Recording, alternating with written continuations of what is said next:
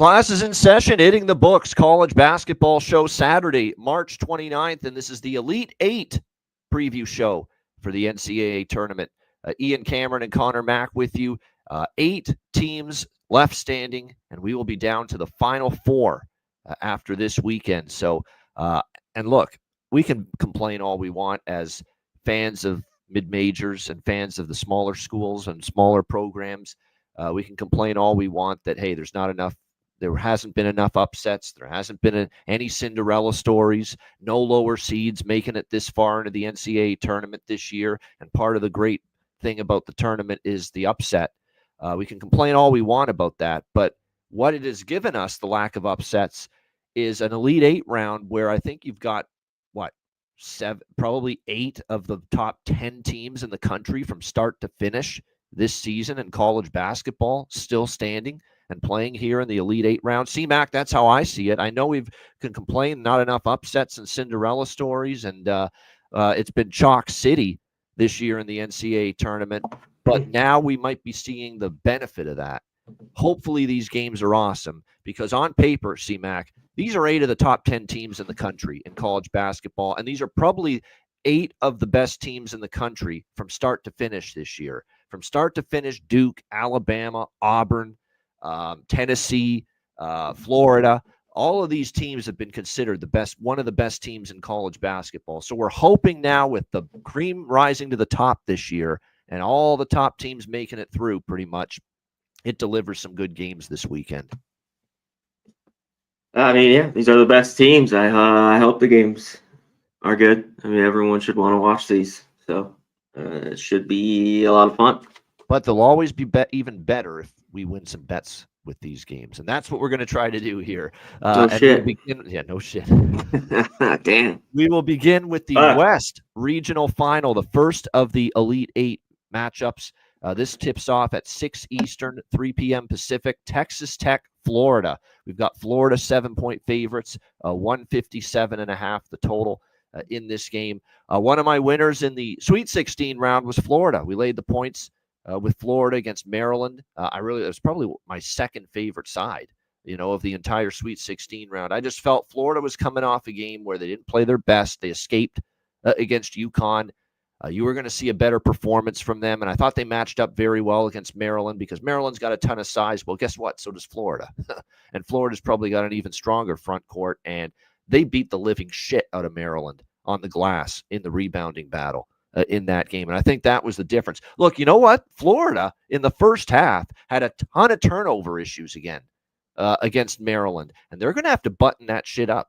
They can't have a first half where they have 10 turnovers like they had against Maryland. Now, they survived it because, again, I think the rebounding battle was dominated by Florida. So they got so many second and third chances in that game to score. But they've got to tighten things up because turnovers against UConn and Maryland started to creep into Florida's game a little bit. When you look at this matchup, Texas Tech's got a pretty good front court. But, again, Florida can negate that. Chance McMillan's status looms large over this game. Is he going to be playing? Because we thought he might come back for Texas Tech in the game against Arkansas on Thursday, and he didn't play. They just decided to be cautious and hold him out. And look, it almost cost them because they probably shouldn't have beaten Arkansas. They were down double digits and had to rally back to win that game. But credit to Texas Tech for showing that fortitude. When I see that Texas Tech, what concerned me too? Arkansas is not a great team as far as their backcourt and what they can create offensively from that backcourt. Texas Tech got destroyed by Arkansas's backcourt, and I was shocked by it. Arkansas is not even, one of the top flight backcourts in college basketball. And now they got to deal with Walter Clayton. They got to deal with Elijah Martin, Will Richard. It's not going to be – Texas Tech's going to have, be beaten like a drum off the dribble like they were against Arkansas. If they're going to play like that today against Florida, they're in some big trouble when you've got Martin and you've got Clayton and you've got Will Richard to deal with. So that's a concern here for Texas Tech here. But one thing about Tech is they are a gritty team. They are a feisty team. They've been very good in this underdog role throughout the season for Grant McCasland. And I think one factor we have to mention, CMAC, in our handicap of these games is the short turnaround prep that you see here in the NCAA tournament. Who are the coaches that do well prepping their teams, 24 to 36 hour turnaround from playing Thursday to Saturday or Friday to Sunday? Who's good in that situation? And I put Grant McCasland up there, CMAC, as someone that's pretty good in that situation. Look at how he had his team ready to go against Drake. Remember, coming from playing on Thursday to Saturday last weekend, they played Drake, and they played very well against Drake in that game, won and covered. Meanwhile, and I like Todd Golden, but you look at him in a short prep situation, going from playing, the Thursday to the Saturday last weekend, Friday to Sunday last weekend. Florida UConn, the short prep game for Florida last weekend. They didn't play well. They could have easily lost that game. And so you look at it, and in the short tournament prep scenario last weekend, Texas Tech won and covered against Drake. Florida did not cover. They won, but they did not cover against UConn. In fact, they never even got close really to covering the point spread against UConn. They were life and death to win that game straight up. So the short turnaround prep and which coaches are more adept to handle that, I think that's something you kind of have to factor in at least a little bit into your decision-making here with these games this weekend. It's a very tough game, but I'm actually going to lean to taking the points. And I like Florida a lot. But I also like the situation, and it's why I liked Florida against Maryland. I kind of like betting on teams, good teams that escape, that didn't play good. And in Texas Tech's case, they really didn't play good at all for most of that game against Arkansas, but they escaped. They battled back. They found a way to win. And now maybe coming back here, you get a better game, a wake-up call, if you will, kind of like Florida, where they didn't play a good game against UConn. What happened against Maryland? They played a lot better. They battled back. They played a much better game. They won and covered by double digits there against Maryland. So it's a tough game. These are two great teams, two good coaches. But I'm going to lean to Tech here, +7. CMAC, how do you see this one, Texas Tech, Florida? Yeah, let's look back at the games. I mean, it was just tough. I mean, Arkansas just kind of, I give a little bit folded. Tech was gritty and got that win. I mean, it's just, they're going to have to have another big effort, with no McMillan. He's too much of a big shooter for them, especially from deep. That's where he's been great. I mean, career 40% guy from three, but I think he was even better from that even this year. It seemed like he'd always have at least 2 or 3 threes every single game this year. Yeah, Florida a little bit. They've had some first half woes, a little bit in this tournament. We were talking about Auburn. We'll hit on them later. So, can they come out of the gates here? What was impressive with Florida, even though sloppy they were, the second half was good. This team is just solid. 6 guys in double figures. I mean, that was just in college basketball. You just don't see that anymore. You know what I mean? Like all these guys, 15, Rick Clayton at 13, Martin at 14, just down the line.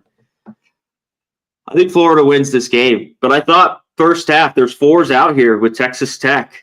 I think they can hang in this game. Who's got to be big? I was trying to go through the props. Our guy Nick just put Will Richard. I kind of like that points, rebounds, assists. He needs to be big for Florida. Toppin's got to be huge. One thing, some of these other guys, like Williams, he shot a ton of threes. Toppin hasn't. I thought this was a pretty good value, just a half a three plus 135. He shot 2 threes the whole tournament. A guy that shoots a decent amount of threes. I think, at New Mexico, he shot 34%. This year, only 30%. He was only 16 at 52. And that Drake game, he didn't shoot any at all. We talked about how they kind of wanted to go inside. He's got to be big anyways, but I think he hits one. Over half a three here, plus 135. I'm going to take that as just a prop. I was looking at, I think the price is huge as he's got to be big. But I think Florida just wears them down with their size. Yeah. Tech, another team you talked about, Florida's so great on the glass. We saw the other with Auburn last night, even against a big Michigan team, to just out-rebound them by, 20 boards in that game. Tech decent. I mean, they're top 40, right around 35th in the country. Florida's a top 5. They got to be solid on the glass, try to get some extra point, second chance points in this game. I think it'd be early if you want to back them. So I like them first half here a little bit, especially if there's 4s, which there are out here now.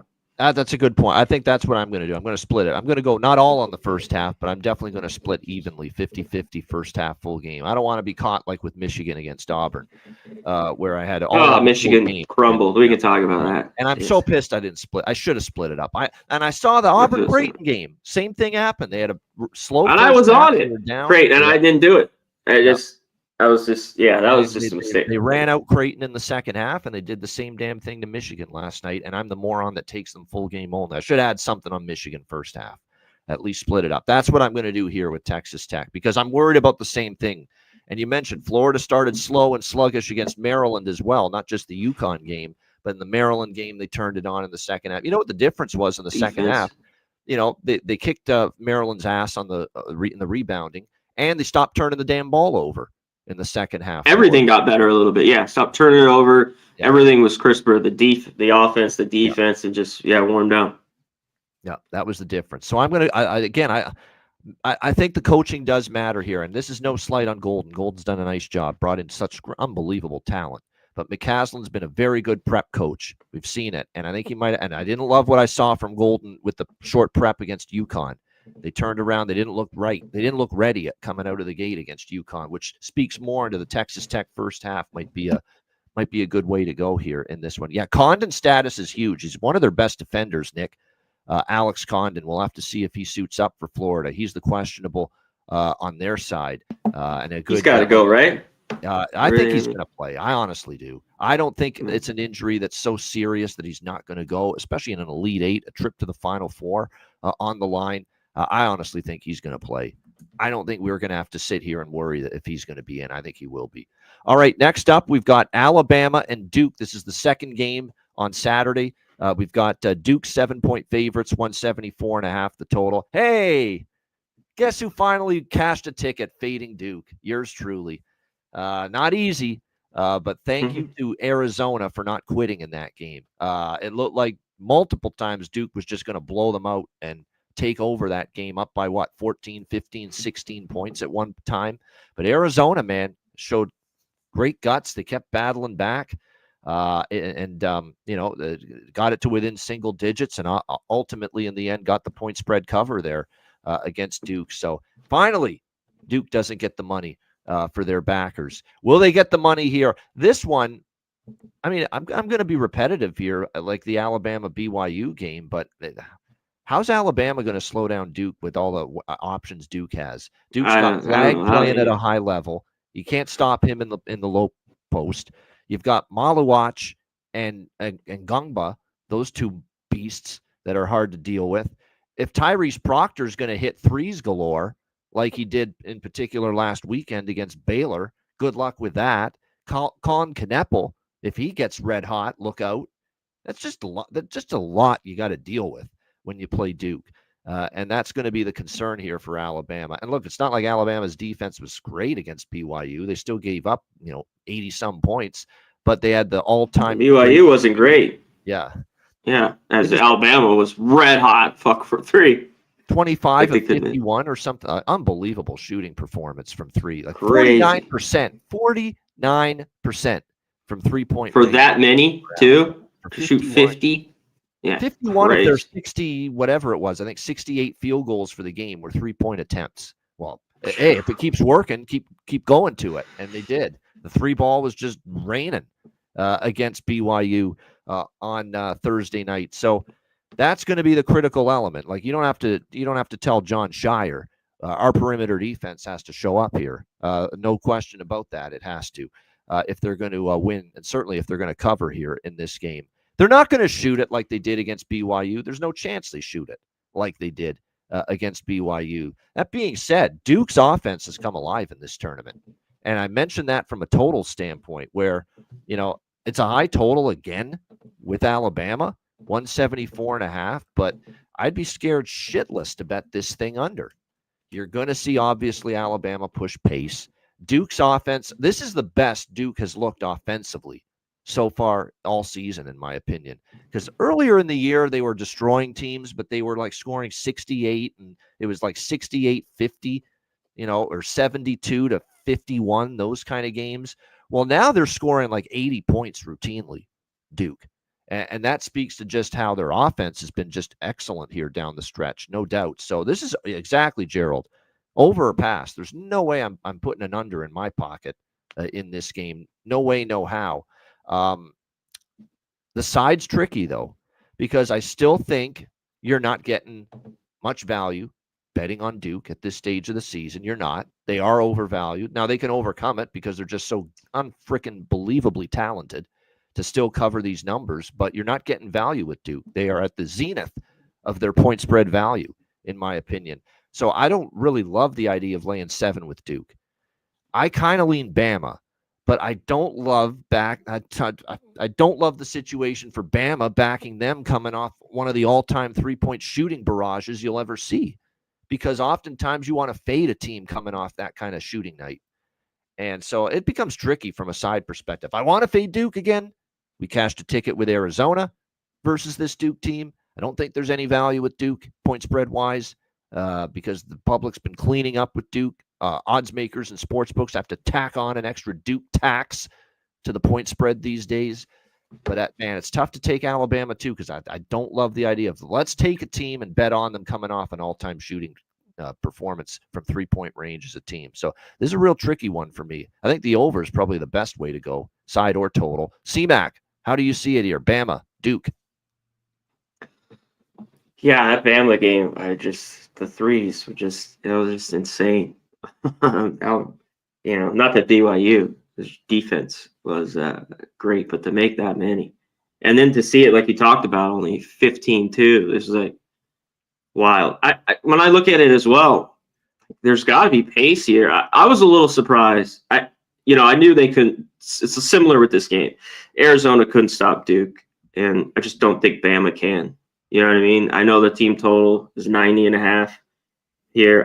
I think Duke can get there. I think if you like Duke, you bet the team total rather than the -7. I know it's 90, but I mean, I think they get there unless this game just totally changes, like the pace and everything's a lot different. Because Bama, as much as I talked about, I don't love their defense, which still played a lot better than to me and on the road this year.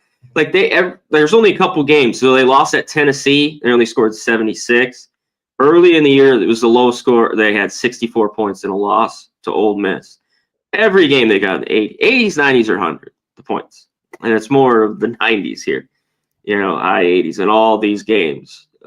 Even go back to early in the year when they were scoring 100, Oklahoma, South Dakota State. So unless this game's totally different. I don't know how they stop Flag. I mean, it seems like he's just, he's the best player on the court.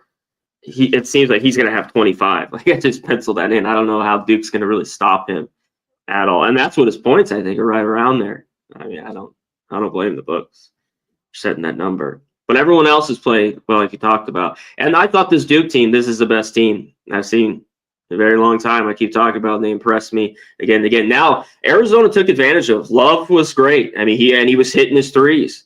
I think he had 5 or 6. Yep. He hang around, but there was some laps defensively Duke's in that game. Regressed a little bit. It's a little bit as good as it was, like say a few weeks or a few months ago. They're playing Alabama too. Like it was a down ACC this year. With you're playing like Georgia Tech, so all those type teams, Virginia Tech, all those. Arizona's probably the best offense they faced in what months? Could be. Yeah, in months. Yeah, and before that it was just Baylor. There hasn't been anybody, and then to hold a different Arizona team, they held them to 55 at home. And that's different team, but the same team, but different time of the year. But in that game, it was just totally different. I think Duke wins this game, but yeah, they're laying 7 here. I just think they get to 90. So I think you just look at that. Yeah, that team total. I kind of wish I just went to the Duke because I like both, and I did bet both. As much as I took the Arizona team total under, I like Duke to get over theirs, and that was a breeze. Yeah. Oh, there's no doubt, Gerald. The strength of schedule is in Alabama's favor. Alabama played in the toughest conference this year. And if they're hitting the threes, they are live. I don't know if if they're doing that, Sears plays well, they're for sure could be in this game. This should be. I want to see this here. It's going to be Alabama. Kudos. Duke does have the 38th ranked three-point defense in the country. They're allowing 31% from three-point range, just for those interested. That's the Duke three-point defense stats. So, considering that we're talking about the absolute best teams, obviously, here in the country, 38th is, I expected them maybe to be a little bit higher than that. They're actually, if you look at their defensive numbers here for this team, they're actually a better two-point defense, Duke, than three-point defense. That is something to keep in mind. Not saying they're a bad three-point defense, but they're not as good shutting down the perimeter as they are shutting you down inside the three-point line. Just a little food for thought. But again, you've got to trust Alabama to, like I say, when you're just everything, because I've seen it before, everything falls one game and you can't hit the broadside of a barn the next game. Sometimes you see those kind of major swings. For a team it just seems this could be alive too, especially late. Like Bama could maybe, like Arizona did. Like they get to if they can get to the line here, maybe get a few of these guys for Duke in foul trouble, because they shoot a ton of free throws. They're not the best team. I think it's started around 72%, 71, 72%, but they shoot around 25 all year. How's Alabama? If they could do that, I think that would help out stretch this game and even more points. Yeah, you know what? They're going to need Grant Nelson, Omarui. Those guys are going to really have to be tough and monstrous trying to neutralize Mr. Flag, and that's going to be the challenge, for them here in this game. All right, Sunday Elite Eight action: Michigan State and Auburn. We got that. We're going in order of time. So actually, the first game on Sunday is Tennessee and Houston. The first of the two games on Sunday. This is at 2 p.m. Eastern, 11 a.m. Pacific, Sunday afternoon. We've got Houston, 3.5-point favorites. 3.5-point favorites for the Houston Cougars here, and the total sitting at 124 across the board here in this game. So thank goodness, and this is why I did this. I took Michigan State and Houston moneyline parlay because I like both of them to win, but I didn't trust either one to cover. And sure enough, Michigan State was down. They probably should have lost to Ole Miss, but they won the game, did not cover, and it was the last second banked in three actually that covered the point spread for Ole Miss and that. But Ole Miss was the right side. Ole Miss was leading most of that game. But Michigan State won, and of course Houston. I think Houston's going to beat Purdue. It's a good matchup, but I didn't want to lay the points, and glad I didn't. And I decided to parlay Michigan State and Houston on the money line at even money, and thankfully I did. Look, Houston. Houston. Look, defensively, they made life difficult on Purdue. There's no doubt, but they're still turning it over more than we're accustomed to. That's 2 games in a row from Houston that they have not closed the game very well. They let Gonzaga back into the game last weekend. They let Purdue back into that game last night. I mean, they were up by 10 at one point, and then all of a sudden you blink, and a minute or two later, it's a 2-point game. So Houston's closeouts, suddenly I'm a little concerned about in these last couple of games. They have not, buried teams and put them away here so far these last 2 games. So it's one of these deals where I think if you like Houston, find a way to just either take them on the money line or put them in a parlay piece, because I'm not crazy about laying 3.5 here, especially with what you're seeing out of Tennessee. That was a demolition over Kentucky last night. That was a destruction start to finish. They dominated. You got to give Tennessee a lot of credit, and Rick Barnes, who gets a lot of ridicule for his struggles in the tournament in the past, had his team ready to go. You could tell that game was over about 10 minutes into the first half. You could just tell Tennessee's going to win this game. They're just so much better than Kentucky. A Kentucky team that had owned them, had won both games during the season. But, Zakai Ziegler was phenomenal. He's showing what kind of leader he was last night. He played a terrific game in the victory for Tennessee. And when you look at what they have with that very experienced backcourt, and, what's funny about last night's game is Ziegler was terrific. Lanier chipped in 17, but Akpara and Meshack down, and Milicic, they've got the size down low. Jordan Gainey steps up and delivers 16 points for Tennessee last night in that win as well. So when you get that kind of X factor impact from a guy like Jordan Gainey, that takes your team to a totally different level. here moving forward. You look at Tennessee. Obviously, they've beaten Wofford, UCLA, and Kentucky to get to this point. Houston went through Edwardsville, Gonzaga, and Purdue to get to this point. I think Houston's going to win this game, but again, I would put them in some kind of money line parlay, or I would just lay the price, which I don't like doing because of where it is. But you're talking minus 160. It's a little high, but I think it's probably one of these close, tight games. The thing with Tennessee right now is this is a team that is making shots more than they have in the past. And when you combine that with the toughness they've shown, the ability to clean up down low, the ability to rebound, to defend, and now you've got some guys that can hit some shots right now. And of course, you got Ziegler and Lanier playing well. Gainey comes off the bench or comes up with 16 points. That's a lot to contend with here. So this is a great game. This feels like an under waiting to happen. By the way, I think the totals are going to hold true to form. We saw all 4 games on Thursday go over. We saw all 4 games on Friday go under. I think the Saturday games are the overs. I think the Sunday games are the unders. And certainly I think this, again, 124 is pretty damn low, and you always get worried about the fouling and what could happen in the last 30 seconds or a minute. But this definitely feels like a game, CMAC, where points are going to be very hard to come by. 2 of the truly elite defensive teams remaining in the tournament. CMAC, what do you think here? Tennessee, Houston.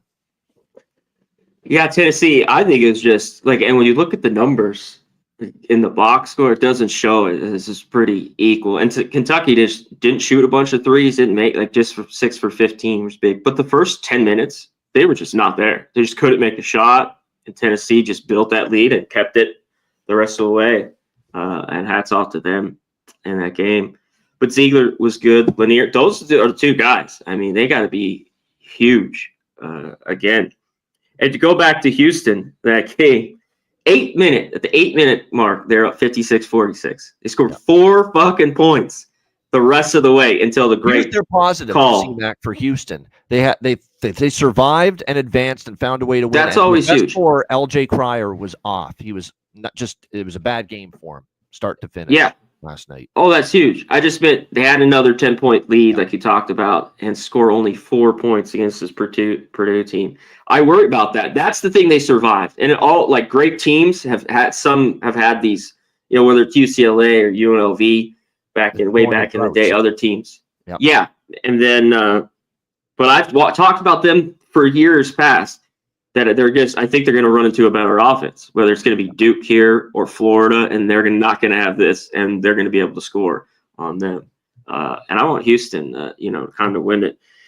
I think their defense is great. I think they win this game. I don't know if it's going to be easy. 2 great defenses. I mean, these are the top 3, I'd say. Definitely top 5, but efficiency. And I agree at this total. It seems like it'll be a rock fight. I don't know if I could mess with this under. But I don't know if we get a ton of points here. I just think Houston's going to be a lot better. Yeah, maybe the money line on this game, or look to Houston first half where they've been a little bit better. I know last night wasn't great, and then they had the great first 10 minutes and then kind of folded late. But look, that was an easy place to play, and hats off to Purdue. I got to give it, there. I know they had the crowd behind them, and they hung in that game. It was tough, a lot more credit than I thought that team was this year. So they survived. I think this is a good matchup for Houston. After this, I think it could be tough for them. I think they're just going to get by a better team, whether that's left. It's going to outscore them, but I think they can get by Tennessee. It might not be easy, maybe they don't cover, but I think Barnes will finally be gone after this one. Can we talk about how ridiculous it is? And this was one of the all-time worst jobs the selection committee's ever done for an NCAA tournament. It started with North Carolina being included, which was ridiculous. And it's just as ridiculous. Houston's a number 1 seed, one of the best teams all year, number 1 seed in their region. And what's their reward? You have to play a fucking regional semifinal against an opponent in their home state, where it's like a home game for Purdue last night. How stupid is that? Yeah, how do you allow that to happen as the committee? How do you reward a number 1 seed like that? It's like a road game last night for Houston. They're a number 1 seed. That's not supposed to happen. for number 1 seed. They try to work it out. That's their excuse. Well, we try to get it. The whole thing. You tried and you screwed up. You did a terrible job. They should just come out and say, you know what? We fucked up. We did a terrible job. I'd have more respect for that rather than them trying to cover up for these mistakes. Yeah. Sure. We fucked up putting North Carolina in the tournament. We fucked up making Michigan a 5 seed when they won the Big Ten tournament championship. We fucked up putting Houston as a number 1 seed in a group, in a bracket where they have to play Purdue and they're a road team in a regional semifinal. They should have just said we did a bad job. I'd have more respect for that, quite honestly. All right, final game for the Elite 8 round on Sunday, Michigan State and Auburn. Auburn 5-point favorites, 148 the total in this game. Look, and by the way, Uzan for Houston saved the day. What a performance! And one more I know for Cryer having an off day. And Roberts wasn't great. He was big, yes, and Sharp. Sharp was very big too. And he's always great. Kelvin Sampson, the fucking play design out of that timeout won the game at the end. Just brilliant. Like had Purdue totally on skates. Although Purdue screwed up too. You have to always keep your eye on the inbound. Keep the inbound. The ones that get left. Defender went the back. It was you left that the right open. Yeah. You never let him get free, and unfortunately they did, and now their season's over. This game, look, I'm not going to overthink it. The pattern has really established itself. Auburn's with their length and their athleticism and their depth, and they just wear on you. And they're a tough physical team, and they wore out Creighton in the second half. They wore out Michigan last night in the second half. I do think Izzo, from a coaching, not that Pearl's a bad coach, but I think Izzo has his team ready to go. I think there's elements that really make Michigan State a really good bet in the first half. They're not going to like the way they started against Ole Miss. It was a bad first half. Izzo's not going to want, and Izzo's a good short turnaround prep coach as well.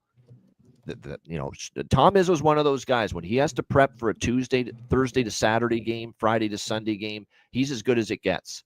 So I think after a slow start against Ole Miss, Michigan State will have a much better start here. And look, we have seen Auburn kind of ease their way into games, not start the game really well. Creighton, they were down at halftime. That was a tight game. They were only up by 1 point against Michigan last night at halftime. So if you took Creighton first half and Michigan first half, the last 2 games against Auburn, you cashed a ticket. I'm going to take Sparty here first half in this game. I think same thing. Auburn, maybe a little bit of a slow start in this game, which has become a bit of a pattern for them. You can find +2.5, +3 in a lot of books with Michigan State here in the first half. And then I'm either going to take Auburn full game or wait until halftime and bet Auburn live. That's probably going to be the approach for me because, look, we have just seen it. Denver Jones gets going. To Sean Pettiford last night. Oh, my goodness. What a shot-making display he put on in the last 10 Massive. minutes. I was going to get into it. Yeah. It's ridiculous. I mean, off balance, step back, fade away, gets hit as he lets it go. It still goes in, and he gets fouled. I mean, just absolutely incredible shot making, and it really broke Michigan's spirit, some of those shots that Auburn made last night. So I think, look, if it ain't broke, don't fix it. Auburn slow starts. I think Michigan State, after the slow start against Ole Miss, they pick it up and Izzo's a good prep coach on short turnaround. So I think Michigan State first half +3 is a good bet. And I'll either bet Auburn full game pregame or I'll bet Auburn live at halftime. If my theory is correct and Auburn starts slow, Michigan State starts well, there'll be good value to take Auburn at halftime in this game, in my opinion. And this is probably an under. Look, I know with Auburn it can go either way, but Auburn tried to slow that game down against Michigan. It was Michigan. Both teams did a little bit. Little bit. Yeah, they did, and then they pulled back, and they both weren't great shooting the first half. And, yeah, it just kind of dented a little bit.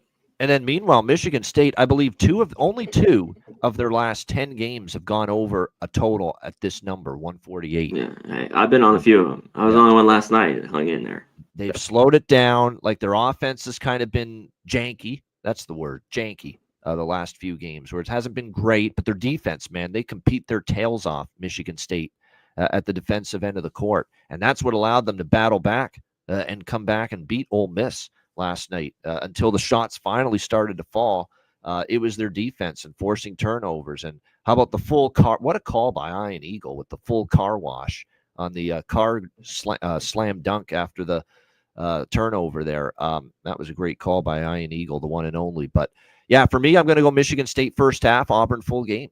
That's basically the approach. I think because I just think Auburn, Izzo is great, but you have to have the guys, the dudes. You got to have the personnel, and I just think Auburn's got a little bit better person. Michigan State's played great as a team, but if you match up these two rosters, person for person, there's just higher level of talent, in my opinion, on this Auburn team. And I think Janai Broom's going to be a handful for Michigan State in this game, especially if they get the Janai Broom looked better than he has in recent games last night. He was aggressive. He was getting some offense going. He was a difference maker, altering shots at the rim, rebounding, doing the stuff we expect him to do. And he'll be a handful here for Michigan State. So for me, I lean under, and certainly I like Michigan State first half, probably Auburn full game. I do think Auburn does advance.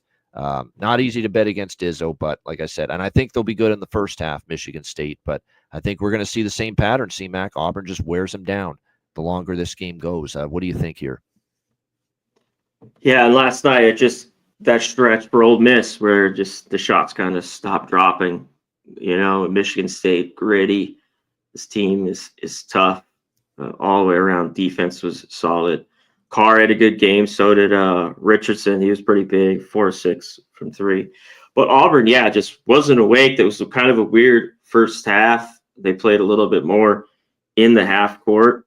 In Michigan, they both had 15 turnovers, so more than I thought. But they didn't get any points off it. Auburn had 10 more points off those fast break you got to score off them. It's nice to get them. You got to score off them. Yeah. But 12:26. This is about almost 6 minutes. Michigan was up by 9?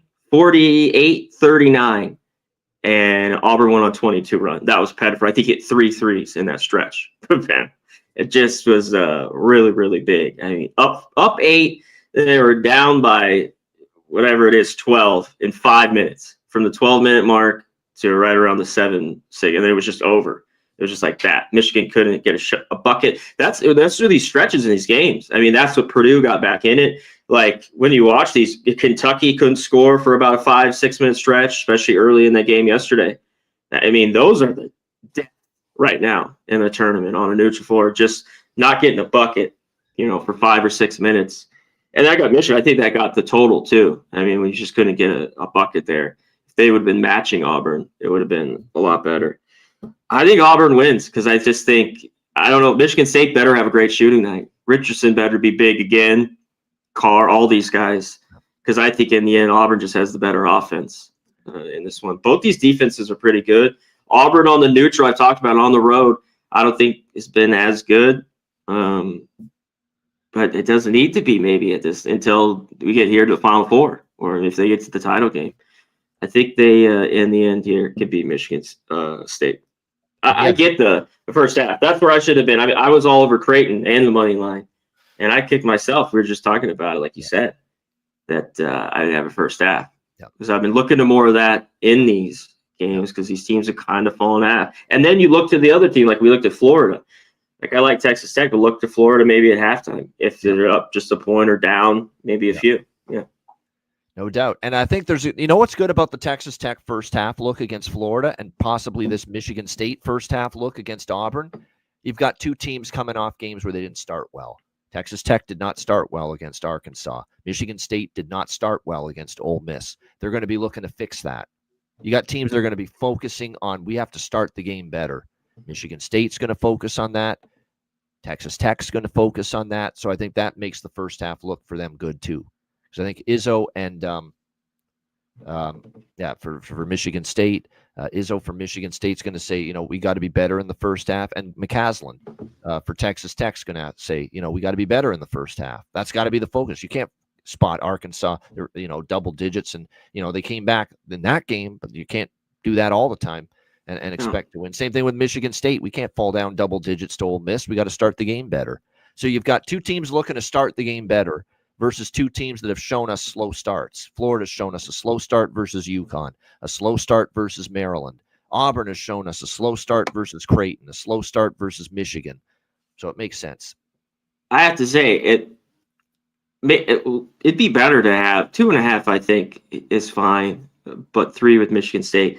The only thing with them is hopefully they are better because they've been a little soft first half. If you go back to Bryant, it took Michigan's kind of been sleepy. Didn't New Mexico have the lead too, or were I believe at halftime? It did, yeah. That was a bit of a sluggish first half. So they've had a pattern. So all 3 more so than Texas. So that's the kind of only thing with Michigan State, and but that's the way to go. I mean, you just can't be down here by 15.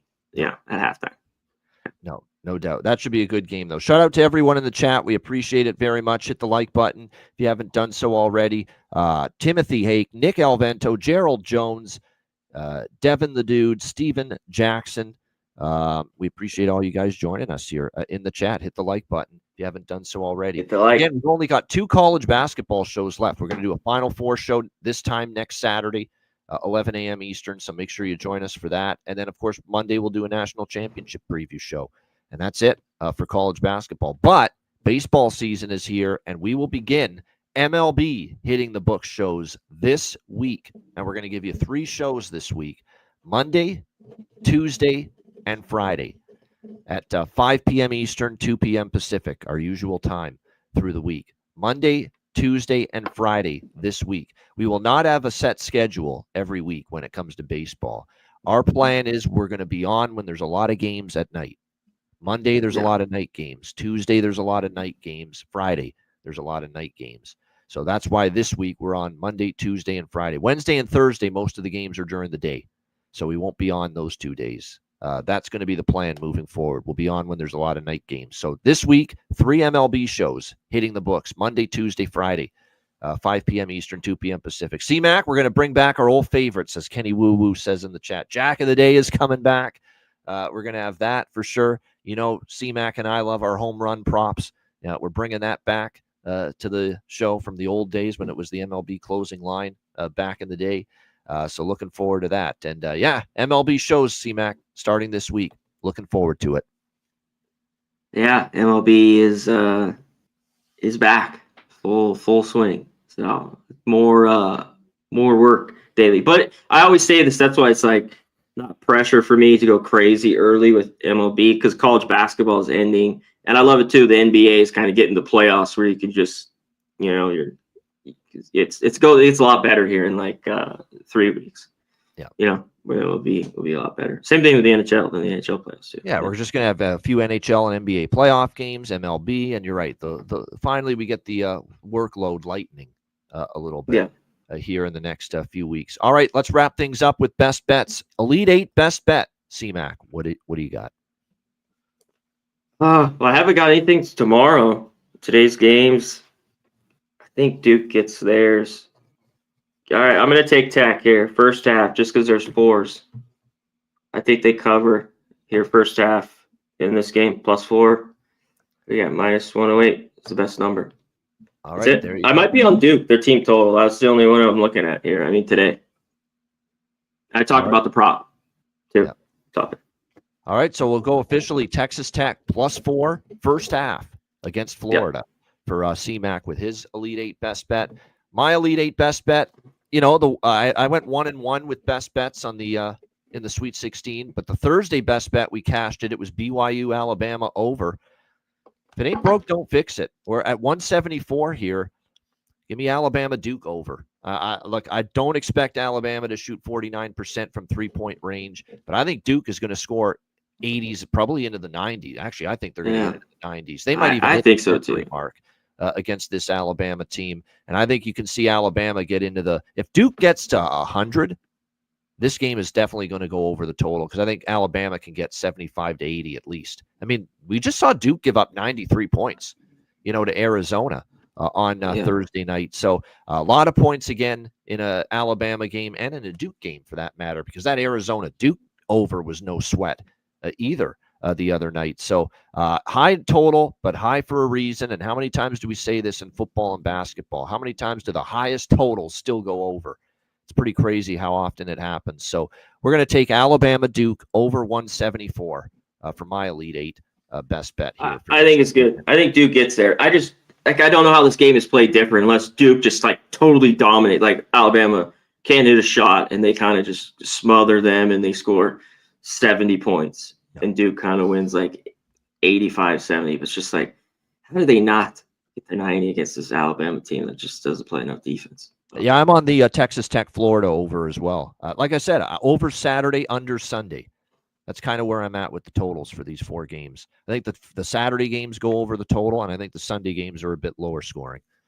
That's kind of and look, it played out that way in the Sweet 16 round. The Thursday teams, all the games went over. The Friday teams, all the games stayed under. So yeah, I went with the Old Miss under. I stayed off the Kentucky, just the side and the total. I mean, it stuck under. Yep. It did, and I did like it, but it was so. Good job, Bill. Yeah, that's good. Your reads were on. That's the main thing. No doubt about it. Yes, semi-cash. Yeah. No doubt. Good stuff. Yeah, MLB Plays Professor. C-Max got a subscription. I do at Dub Club. He's got one, I think, at Odds Shopper. Odds Shopper. Well. So make sure you check us out for subscriptions, exactly, if you're interested. All right, great stuff. Hit the like button on the way out. For Connor Mack, I'm Ian Cameron. Have a great weekend. Enjoy the Elite Eight in the NCAA tournament, and good luck. And we'll be back with you on Monday. Play ball. It's an MLB Hitting the Book show coming up on Monday, 5 p.m. Eastern, 2 p.m. Pacific, right here. Yeah. Looking forward to it. So make sure you join us. MLB on Monday, right here on Hitting the Books. Until then, class dismissed. Peace.